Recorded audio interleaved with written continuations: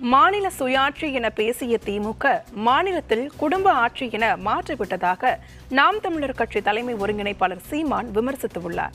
தஞ்சையில் தமிழ் தேசிய பேர் இயக்கம் சார்பில் நடைபெற்ற கூட்டரசு கோட்பாடு சிறப்பு மாநாட்டில் கலந்து கொண்டு பேசிய சீமான், மாநில சுயாட்சி என பேசிக்கொண்டே மாநிலத்தின் எல்லா உரிமைகளையும் திமுக பறிகொடுத்து விட்டதாக சாடினார்.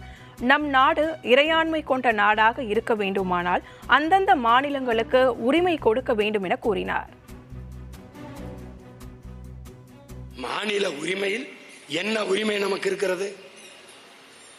நம்முடைய பொதுச் செயலாளர் ஐயா வெங்கட்ராமன் அவர்கள் சொன்னது போல, வரி 100 விழுக்காடு வரி, 75 விழுக்காடு அந்தந்த மாநில மக்களுக்கு, 25 விழுக்காடு பொது நிதியாக தருவோம்.